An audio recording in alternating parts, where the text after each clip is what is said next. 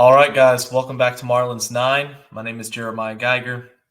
Lot to get into today. I'm joined on the podcast with Presley Walker. First off, Presley, before we get into it, how you doing, brother? I'm making it, man. Barely. Trying to figure out how you can wear that hat right now. We got I'd be too embarrassed. I can't do it. Can't do it. I mean, here's the thing. Like, we're gonna get in this podcast. We're gonna say what needs to be said. But I mean, what a turn for the worst for Marlins fans over the last 3 days or so. Obviously, Luis Arraez getting traded. Marlins Twitter's blowing up. There's a lot going on. I want to get your thoughts right now. Just kind of, obviously you're frustrated, but just kind of over the last 2 days, give me a little spiel, give me a little rant. What's going on? I mean, to be completely honest, the season was probably going to be a chalk regardless. Your two best pitchers are out, and we were just hoping for like a watchable summer. We only get so many of those as Marlins fans. It's last year was something that they didn't even do anything in the playoffs, and it felt so different because it's just so rare. Like 2020, we all knew that roster was absolutely terrible, and we got a rush out of that. So it was kind of like, man, I just want something like, give me a Ryan Weathers breakout. Give me a Braxton Garrett comes back and looks the same because we're just, we want him to repeat stuff like that. Cabrera, we want to see him take steps forward. I had no real high expectations for this team, but man, to get out of work at 11 p.m. and I was like, oh yeah, Marlins didn't get to check the score tonight, and I look, and it's not only do you lose 3-1 to the Athletics is not even the main headline of any highlights. It's just Marlins finalized deal 4-player return to Padres for Luis Arraez, and I was like, it really stings knowing that he's been so open about loving it in Miami, and you don't get that from any player, man. Jorge Soler. I said it in a tweet the other night. You had Starling Marte here, and he was like, "Oh, I love it here." Like, just pay me fairly. It's kind of like what Boston saw with Xander Bogaerts a couple years ago. It's like they could have got him for so cheap, and they want to be there. You just got to treat them like they're the valuable asset that they are. And they trade Starling Marte, and it's like, oh, well, that's over. But then they sign Jorge Soler, and he had the bad year, and then breaks out last year. Exciting season. It's like, I love it, Miami. Just tell me where to sign. And they're like, we're good. We're not even going to give you a qualifying offer. Yeah, His quote was, I haven't even talked to the Marlins this offseason, which is like, okay, that's your best power hitter. He's gone. And now it's like, yeah, Arraez is, that had his whole gender reveal on the field last year. Like, he was making Miami his home, like very, very open about loving it here. And you're like, not only are you going to get traded, you're going to get traded while you're on the West Coast. So, like, until they play the Padres at home, yeah, he won't. There's a good chance he's not even going back to Miami, until they go back. Like, his family was all there, and they're having to pack up and assumingly go to San Diego or stay, which is even worse if his family stays in Miami. It's it's just tough. It's a bad look optic wise, and obviously the love he got from the fans it hurt. It really did hurt. It's a terrible look. I mean, first off, like, much like you, I was taken aback. I knew at this point, I think everybody knew following the team that it was a lost year, and the frustrations with Bendix and the front office and Bruce Sherman were already there.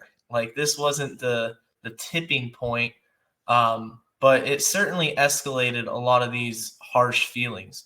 And the reality of the situation is, you're going into Oakland, and it's May 4th or whatever, and May 3rd. I'm watching the game on my phone. I'm waiting for takeout. I'm waiting for Waffle House. I'm at Waffle House. I see my ESPN notification.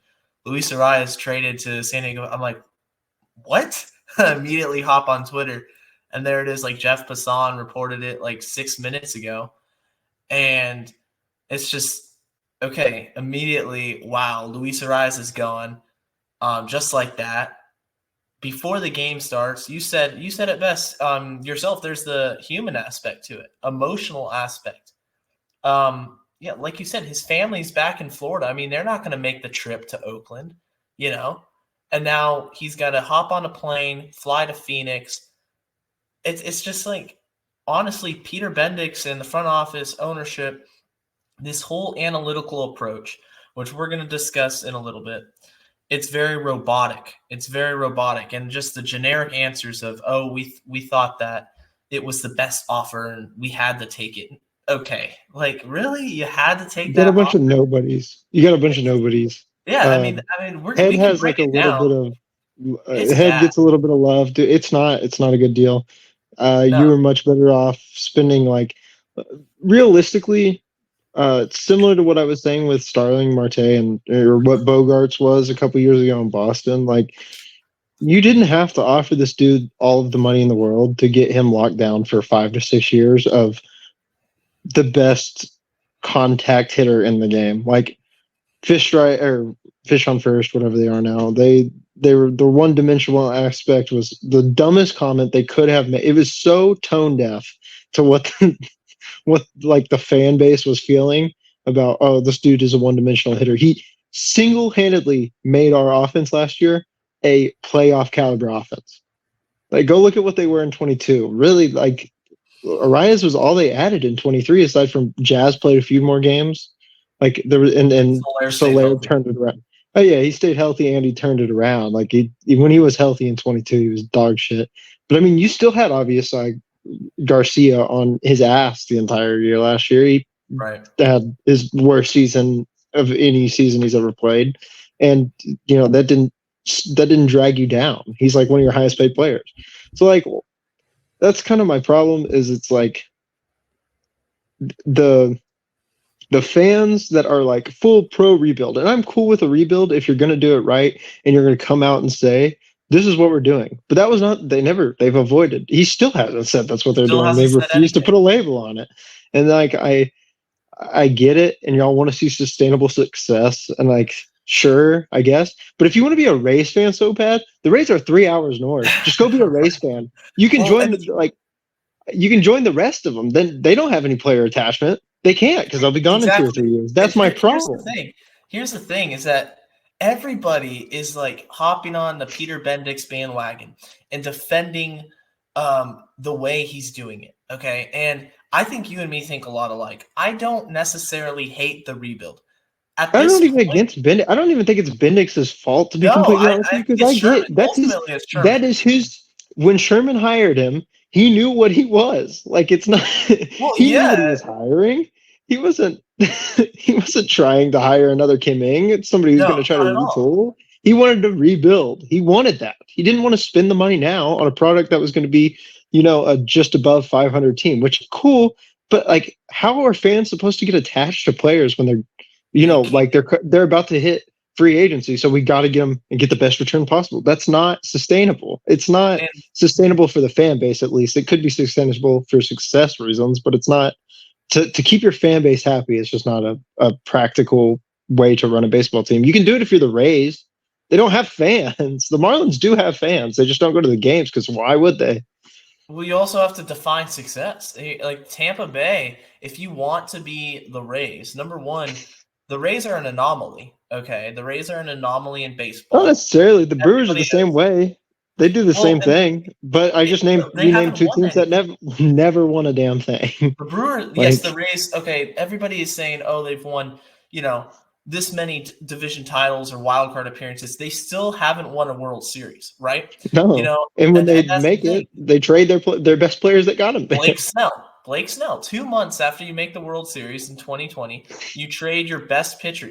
That is ridiculous. And I don't understand how fans can get behind this philosophy and say to themselves, oh, yes, we would trade 90-win seasons for a constant rotation of banking and betting on players to hit success.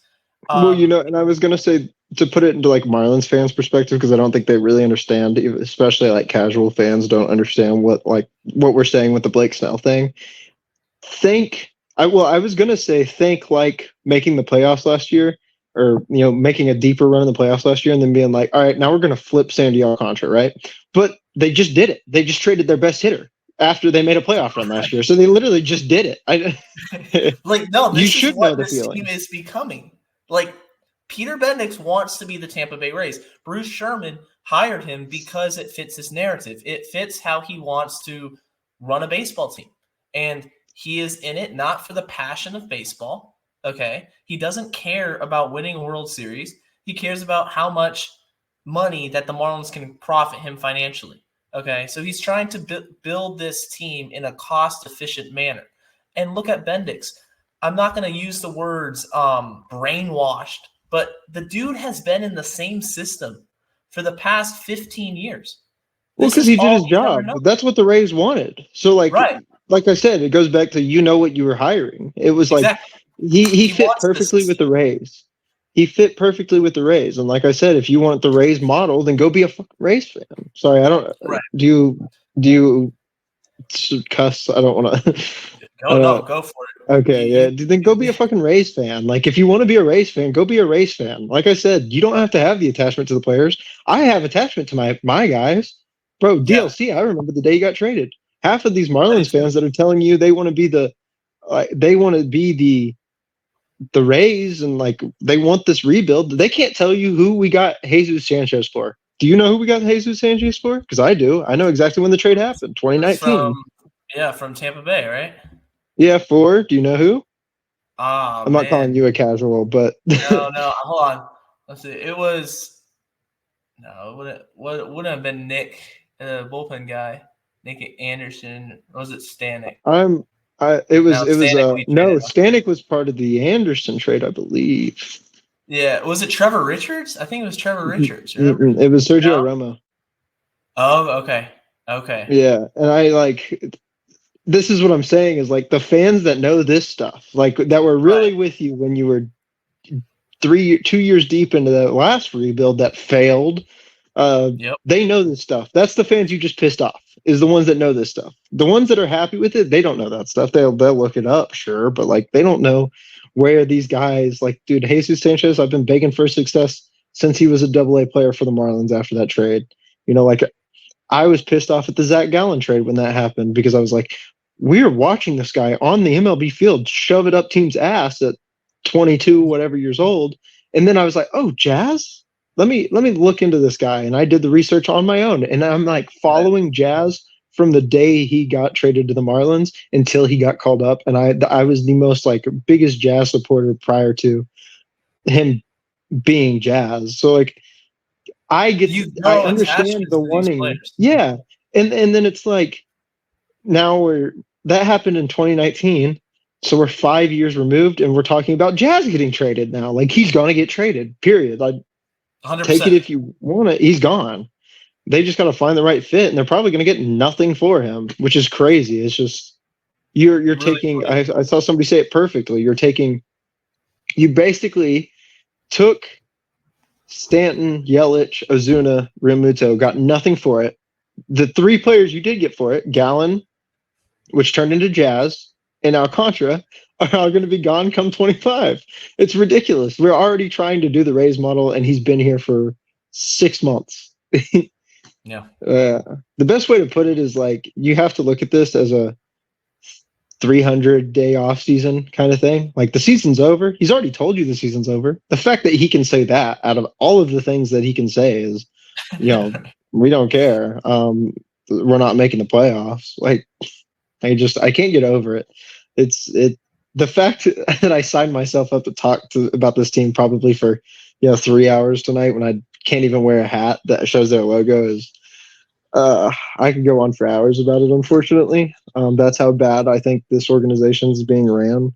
My biggest deal is like, y'all want to be the Rays. Why don't y'all want to be the Braves? You could be just as big of a market as the Braves. Like, you don't want to be the Rays. You want to be the Braves. You want to be the team.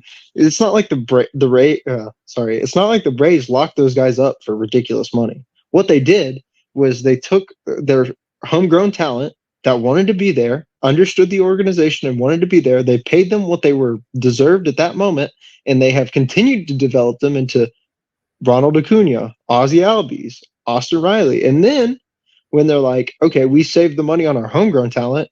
Now let's go spend the money on the players that deserve the money that we can bring in from other organizations. And the Marlins don't have to do that. Just, like, how am I supposed to get attached to Yuri Perez when in 3 years he could be gone?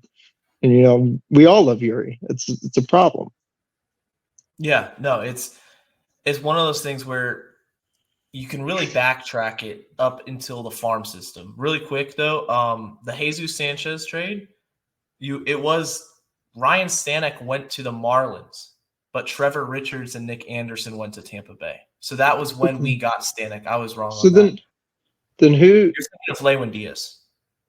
Lewin Diaz was like, and I love Lewin too. I was really pissed they gave up on him. That's what I was thinking of. I thought he was going to be a star, man. And he went to the Twins. Yeah, I totally dropped the ball on that. Because I was like, I'm pretty sure it was Nick Anderson and Richards. Yeah, no, you're right. But it was Sanchez around the same time frame, I think. It was the same. It was the same day. I'd have to assume, because that was kind of my thing. Was like, this team has no power, and we just got 2 big power hitters. Right. Yeah. And no. I thought Jesus Sanchez and Lewin Diaz both were going to be like long-term fixtures in the lineup. I'm not gonna lie. I thought Lewin was a lock. I thought he was going to be up way earlier than he was, and then they just, they gave him basically a quarter of the season, and then they were like, "Yeah, I'm sorry, it didn't work out." Now his career's virtually over, which is crazy. And that's there you go. Prospects miss. So when we're going to trade the for sure guy for 4 19-year-olds, it's insane. That's the issue. Is what I don't understand is how Bendix can go up there and publicly say, "Hey, look, we traded Arraez on May 1st or May 4th or whatever because it was the best deal we could possibly get." And the deal was headlined by a guy in single A who was drafted last year, is 19 years old, and can't put the ball in play right now. Like, how can you definitively say this is the best deal we can get for him? Because in my mind, I look at that trade, and you're swinging for the fences. Okay, I mean, I've researched these prospects here. We got Head, who is 19 years old. I'm excited about his tools. I will say I'm excited about his tool. Defensively, we haven't had a center fielder, and Jazz has turned into one, but that was never the plan for Jazz. Like the fact that you had to take your star player and put him in center field because you refused to pay one is a problem. It's a huge problem. But the thing is, when you have these tools that you go after, and you got these analytics, sprint speed and this and that and StatCast, there comes a point when you have to pick up your head and you got to watch baseball. And there comes a point when production matters. Okay, like singles hitter or not, value or not, Arraez, he was hitter-ish. 2-time batting champion, back-to-back, all-star. He's one of the average doesn't matter, man. Average doesn't matter. It's all. I feel like every GM just needs to go back and watch Moneyball and listen to Brad Pitt say, "Why do we like this guy? He gets on base." That should be like right. OPP matters. OBP matters. I mean, OPS matters. Average matters. The whole analytics of tools. That's where you can get yourself into trouble. Because I remember a trade. Just a few years ago, you had Christian Yelich get traded to the Milwaukee Brewers. Headlined by that trade, Luis Brinson, and Luis Brinson was projected to be just a breakout star in the major leagues. Had all the tools. He could run. He was fast. He had the hit tool. Had power, and never panned out. And it's one of those things where you look at it and you root for the best, but it's just too early to tell. And I don't know exactly that I would have traded Arraez for that prospect haul. I don't think I would have made that deal, because essentially what you're doing is you're getting rid of a fan favorite, someone that wants to be in Miami, someone that is a really, really, really good hitter. Yes, maybe that's his one tool, but the dude can flat out hit. And you're wagering that all on these guys that you have no idea if they're going to pan out. And the headliner of the trade isn't even close to the majors. I'm for the rebuild at this point. I think most people are. You have to. We don't have a choice. It's The gonna proper happen. way to rebuild a team is you got to build around something. So like Exactly. theoretically, the way you would do it was you'd take, and unfortunately, I'm going to have to say that you'd probably have to choose between four guys, right? You'd have to go Arraez, Jazz, Sandy, and Yuri. Those would be your four guys. Those are your obvious guys. And then you have guys in the background. Like you don't have to get rid of Braxton Garrett. You're not likely going to get a lot from him. No. So like if you've developed him into something pretty, above MLB average, so why get rid of him? He's still pretty young. You can have guys like that in the background. Like you don't have to get rid of those guys. But then you go like, okay, so these four guys, likely we're gonna have to get a return for one of them. Sandy is probably your most valuable, aside from maybe Yuri, but Sandy's probably your most valuable, and he's the oldest of the bunch. So maybe you trade Sandy, and then you'd be like, now we extend Jazz, we extend Arias, and we extend Yuri immediately. Like we put these guys, like Arias and Jazz are two guys that you you put them in a Marlins uniform for life, frankly, or at least until they're done, like not as productive. Then you're like, okay, Yuri, you are He's just getting what, started. 21? 21. You're Yeah. coming off Tommy John. We're gonna take it a little slow again, and when you're back, you're gonna be here for the next 10 years, and you're gonna fill the shoes of what Sandy was. And now the prospects you get from Sandy, ideally hitters, and you probably trade guys like Berger and Bell. Unfortunately, like we love those guys too, but you probably send those guys off. You get some return for that, and then you're rebuilding something. Like I can't. Why am I thinking smarter than the GM? That shouldn't be the case. Well, the reality is that none of those guys you mentioned, apart from Yuri, the front office is going to say we're going to build around these guys. Like Which you is a said, problem it is a because problem. But you not look at the only Braves. Go like ahead. these guys are marketable. Like they're 100%. not only productive on the field, they're marketable players. They help your franchise bring in money. They like 100%. centered the entire playoff run last year around Luis Arraez and Jazz Chisholm Jr. Like they had the little Jazz section in center, and they had Arraez on every single promotion that you possibly could have put him on. And when Sandy's healthy, you tap into the whole Sandy's Beach. You got the T-shirts and everything, his little section. It was awesome. It was like, okay, they're finally getting an identity.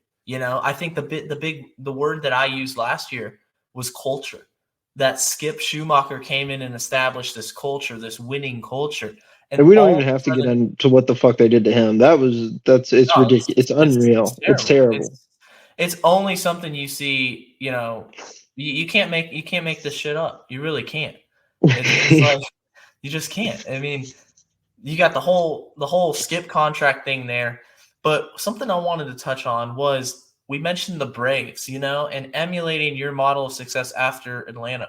People forget Atlanta sucked for 2-3 straight years, like dating back 2015, 2016. But who did they have? Freddie Freeman. They kept They had a him and leader. continued to extend him because they knew that a clubhouse needed an identity and they needed to build around certain core members. And And I'll Freddie also Freeman, say, how many playoff series have they won since he's left? So right.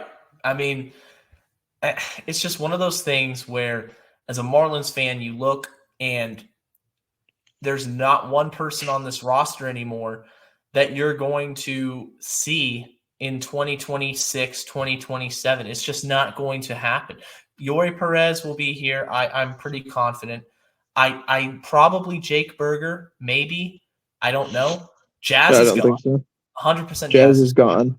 I I think think DLC you're will going to be see here. Stan. I think that's your guy because I don't think he has enough value to really get rid of him unless they're going to do the same shit where they're like, we really like this deal, but I don't think there's any reason to. He's a team control guy. He's marketable somewhat. He's not Jazz and Luis marketable, No. but like he's productive. He's kind of like your lone stance of we took what the Astros couldn't get over the hump with on him, and now he's like accelerated into he's your lone He's example a of fun like, player. we did this guy. This is our guy. Jesus hadn't got there. He was good with the Astros, but they never thought he was going to be anything. They traded him for who? Freaking right-hander, the bullpen piece. I can't even think. Gimme Yimi Garcia. Yeah. And they're like, he's never gonna be part. He'll be at best the fourth outfielder on our team, and that's a two-time World Series team. So understandable. And you took him to like a middle of the order bat. That's your only example of being able to do that with any player in this entire rebuild, which is just nuts. Yeah, no, it's but DLC, as much as I like him, and he's a fun player. He's one of my favorite Marlins. He's not somebody that is going to move the needle in terms of we're going to make DLC the poster boy for this rebuild. He's going to be the Freddie No, Freeman. he's part of the cast of a World Series. Like, legitimately believe this. He is part of the cast of a World Series team. He ain't the star. I mean, there's no doubting that. I just think that at the deadline, if I had to guess, Bendix is going.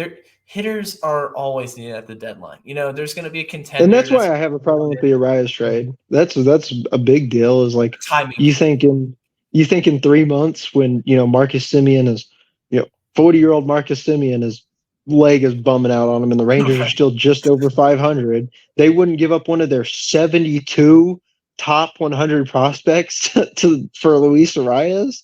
Right. What are you talking about? I would have waited till the deadline. That's because that's when teams get more desperate, which is why I think DLC is going to be traded at the deadline. If I had to predict, I would say, DLC is going to get flipped to a team maybe like the Royals, maybe like a team like the Rangers, a team that's like, oh, okay, we're in this thing, or we're underperforming rather than expected. Let's go get us a fourth outfielder, a bench bat, who can platoon with another lefty or something like that. Because realistically, if Bendix is that quick to get rid of Arraez, then he's actively looking for the next deal. But the issue is Bell's gone. Bell will be gone before July. What value does he bring though? Like he's hitting nothing under the Mendoza line. That's the thing. They're gonna get the best package they can for him, and he's gone. Yeah. Bell's done. Jazz, I think, could play out the remainder of the year unless we see a shocker. Thought. I think we see an off-season trade with him. Yep. Yeah. I think so too. Sanchez is probably gone, and he's probably going to go to a team that can actually develop hitting. So I will root for that guy till the end. Like I want that guy to be a multi-time All-Star. So if they do trade him, I hope they trade him to like the Astros or something. Like give him a shot. I can't. He's got so much potential, man. Had so much potential. It's just he commits the same errors at the plate all the time. Yeah, and I mean you've seen the development just since Skip has got here, though. Like, last year saved his career. I think in terms of 100%. They gave him probably 30 games and said if you don't figure it out, we're the Lewin Diaz treatment. Yeah, exactly. I mean, he would have ended up in the same DFA limbo like Diaz or Peyton Burdick. The issue, speaking of Peyton Burdick, another guy that just could never figure it out. Lewin Diaz could never figure it out. You have to wonder. I mean, it's not even a matter of wondering. The fact of the matter is that the development of these hitters in the farm system, it's so atrocious. It is so atrocious. And that's where it starts. It starts at the minor league level, not being able to develop any homegrown talent and making really poor decisions in the trade, in the draft. I mean, and now you're forced to be like looking at your farm system, and you have nobody that's even close to bringing to competing at the major league level. Like nobody. Jacob Berry, like Victor Mesa Jr., I want to see get a shot. I want to see he needs to get a shot. Yeah, and Dane Myers. You can consider. Oh, I love Dane Myers. Yeah, Dane. That would be, and I think Mesa needs to be up, especially with the way they marketed him when they signed him. I thought he was going to be in the league by 21. Like the way that they were like, that was boasting those signings. Both of them. It was both of them. They signed the same day. I remember the deal they made. It was a massive thing, and obviously we thought the other brother would be so much better, but They just made it sound like these two guys were going to change this team's outlook. And this is, right back to the original point. A prospect is a freaking prospect. Right. Until they're not, they are just a prospect. I mean, baseball is a hard sport. It's not like Not I easy. can roll out of bed and hit a 90-mile-per-hour fastball, let alone 99-mile-per-hour fastball. I was watching Mackenzie Gore fire out 92 miles per hour sliders on Tuesday, bro. It's a hard sport. There are major league hitters that aren't hitting that. So why do you think that a minor league hitter is all of a sudden going to, like, a 19-year-old is just going to roll out of bed one day and all of a sudden be able to hit a 92-mile-per-hour slider? And that's in your division too. That is in your division. Like, you will see Mackenzie Gore, 100%. That dude's going to be locked up with the Nationals for the next decade plus. So, like, those are the guys you need to be looking at. You need to be looking at guys like Strider, like Gore, like Senga in New York. Like, you need to be looking at these guys that are going to be in the division for years to come and be like, okay, we need to specifically develop our prospects to those guys' tools. Like, I need the slider. Like, you're going to have to hit hard sliders. You need to work on that, and that's all we're going to focus on working on. And they'll never do that. They want them to, like, blossom into this five. They want every one of their prospects to blossom into this 5-tool player.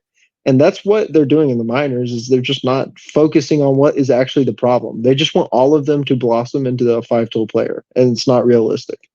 Well, the issue is focusing solely on the tools. I've said this before.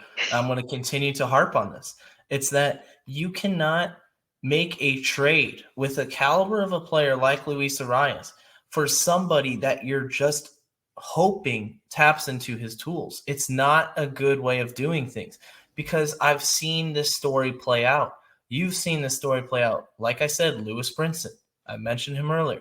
Lewis Brinson. Now we got Head. And it's like, okay, yeah, he's a good, young, talented player with speed.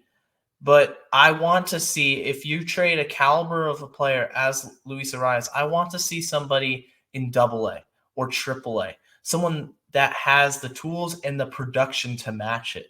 No, Because for right sure. now, Like, if all we're you're making doing these is trades, putting they on need to be AAA projections. developed players. Yeah. Major league ready talent. That's what it comes They need down to be 21 to 23, and they need to be like, I mean, the draft, everybody's like, the drafting talent from Kim Ng was just terrible. Like, it was just bad. And I'm like, sure, they're not panning out, but you're basically doing the same thing with these 19-year-old prospects.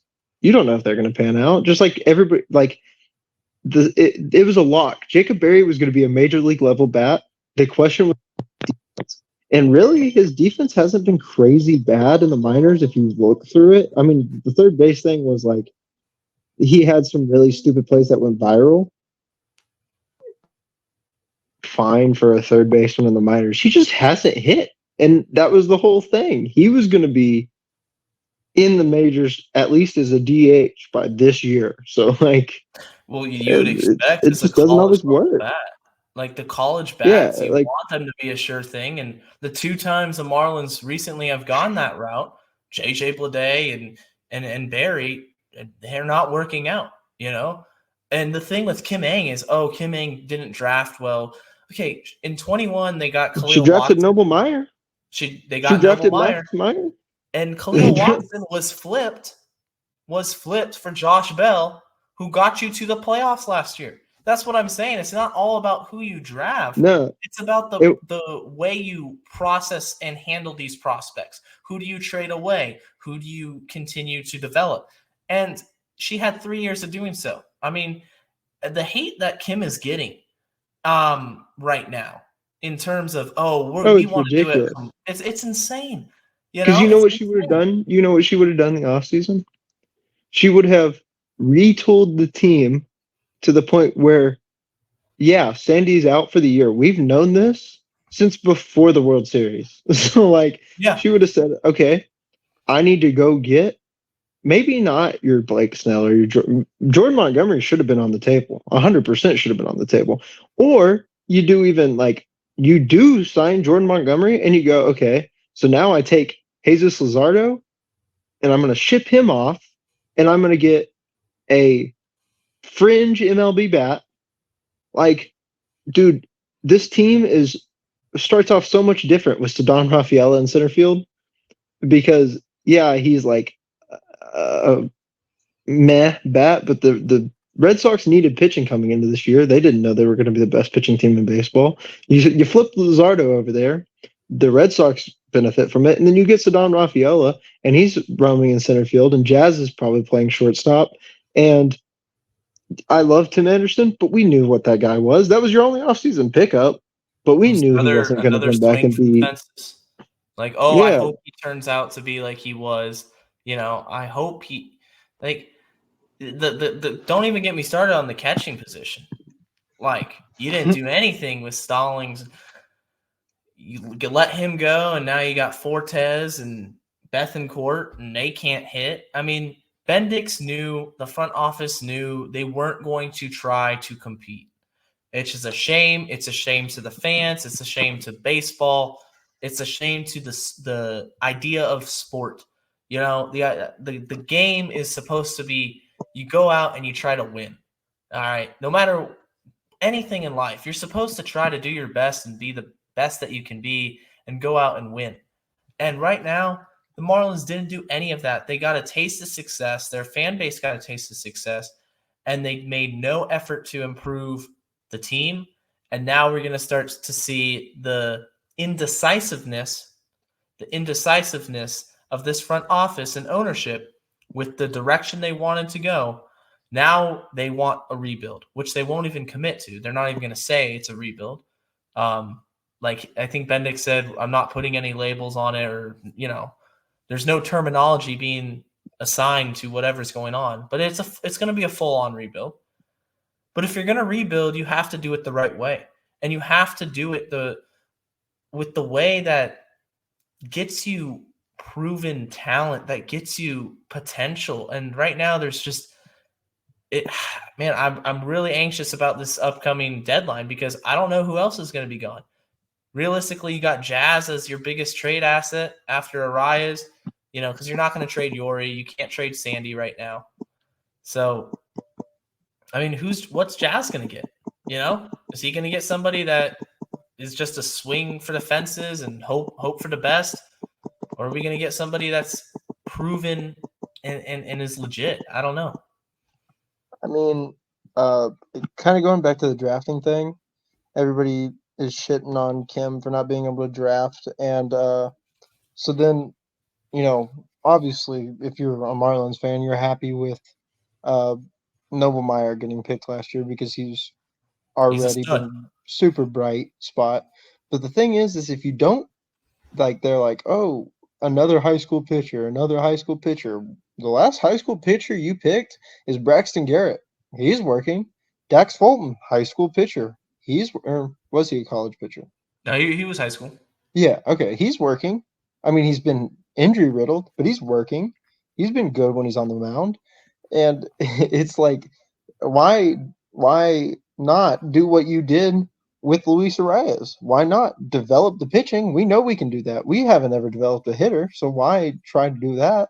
Because you got Cleo Watson, Jacob Berry, and JJ Bleday, as you said, that obviously just weren't working.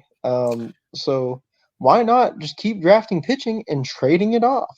Like, if that's the formula you got to use it. And then they also got a new scouting development, because it's not all Kim Ng that was scouting. It was, or making these decisions. Gary Denbo, who they finally got rid of, he was at the point of the director of amateur scouting or oh no, we had scouts here that were still here from the Michael Hill era. Like last year? Yeah. Well, yeah, but I'm saying like going into this year, I think you're going to see a completely different approach, for sure. I was just saying I'm that, okay with. And as the another thing is that, like, she was the GM. Those, like, the lower you go, there were other people in that ranks that were like deciding on the decisions for the scouting department and stuff like that. She wasn't over president. She wasn't president of baseball operations. The main person deciding everything, and people keep 90% of her job was to focus on what's going on in the major league field. That's why most president of baseball operations hire a GM, so they can be like, okay, this is what's going on. at the major league level. That is the GM's job. And people don't understand this. They think that Pobo and GM are the same thing. They're not. President of Baseball Operations is supposed to be looking from top to very bottom, from your camps in Venezuela that are bringing in 16-year-olds to hit and try out for the team virtually. The whole full-scale approach. That is what a president does. A GM is supposed to be, what can I do? And I'm listening to the people around me. What can I do to make the major league team better? And people are getting that construed, and that's been like a lot of that problem.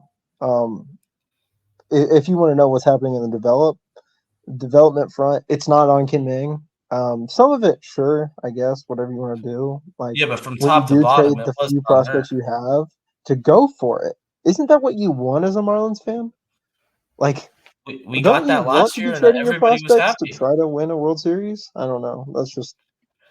I think ultimately it's the goal is to win, you know. And I know the farm is bad, and I know there's with this new regime that you need to prepare yourself for the rebuild. It's going to happen. It's happening. I don't like the Luis Arraez trade. Just straight up, I don't like it. I don't like the idea of getting rid of all your guys and not building around any of them. Like, I agree with you. They should have extended Arraez. That was a big offseason talking point. Oh, extend Arraez. Oh, re-sign Soler. They didn't do anything. So now their hand is kind of forced. They're forced to start this rebuild because they're 9-25 or 9-26, or I guess they won today. 10 and 10-26. 10 and 26 now. Like, so you're 16 under. Yeah, you're Hey, kind that's how of bad forced they lost to. last night too. That was embarrassing. That was I didn't just watch embarrassing. out. I haven't watched out of this team. I don't blame you right now. Like, the Cubs series, I want to say. I've full transparency have started. I like watch bits and pieces, but I'm not gonna like sit. Like, I got stuff to do, you know. Like, especially the last few days. Like, okay, once Oakland's, because I turn it on, it's like 4-0 or something. I go on the MLB app and it's 12-0. I'm like, screw this. Like, this is ridiculous. You know, it's just ridiculous. I was kind of like, this is the baseball gods telling you how bad you fucked up. It was embarrassing. Like, at least they won today, but at this point, the wins and losses don't matter. No, like I said, it's a 330-day offseason. I couldn't care less what's going on the field. It's spring training until the start of next year. It's development, but that's the thing, is you have to hope who are you going to be developing. Like I said, I love watching for Ryan Weathers. Really big on him in spring training. Was huge on him.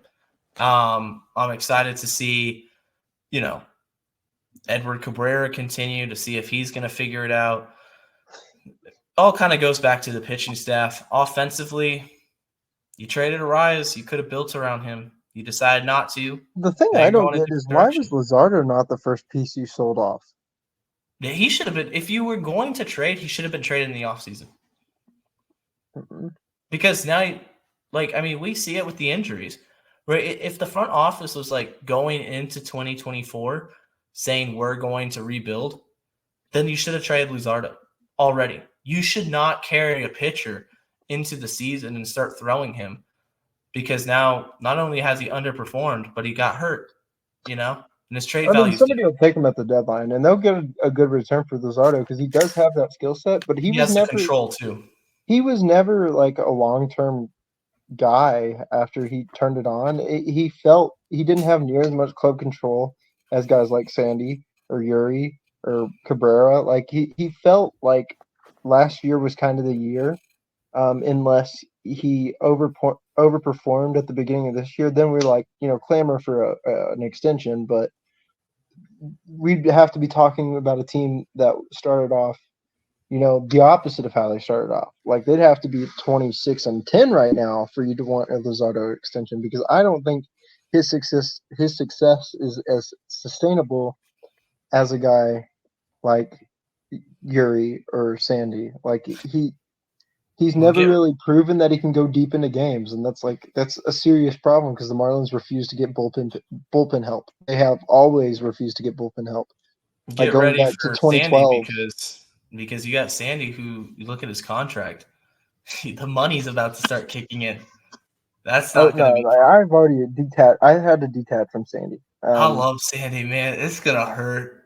It's No, gonna and hurt. I remember the day that trade happened. I was talking to my buddy who's a Cardinals fan. The I'm like, Ozuna trade, yeah.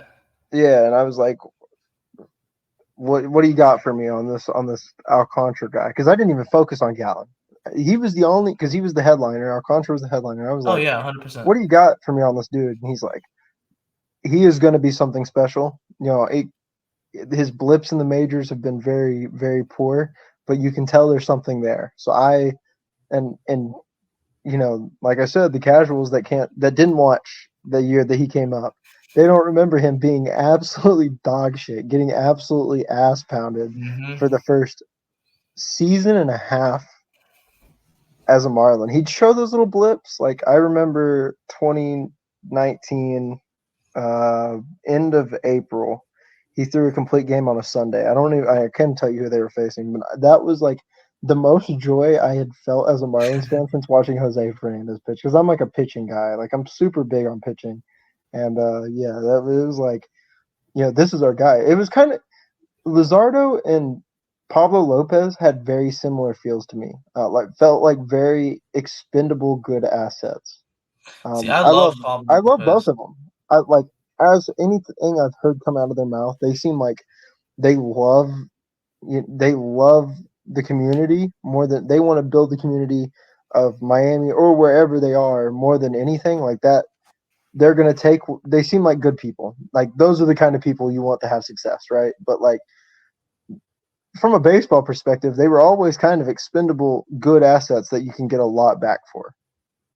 And And for somebody well, who look who took the best value or best package he was going to get for Arraez and got a bunch of dog shit back, he did not do the same for Luzardo, which just doesn't make sense. Like, well, ultimately you took Pablo Lopez, you flipped him for Arraez, and then flipped Arraez for these prospects. So you're getting four prospects that aren't even ranked in baseball's top 100 for Pablo Lopez and Luis Arraez.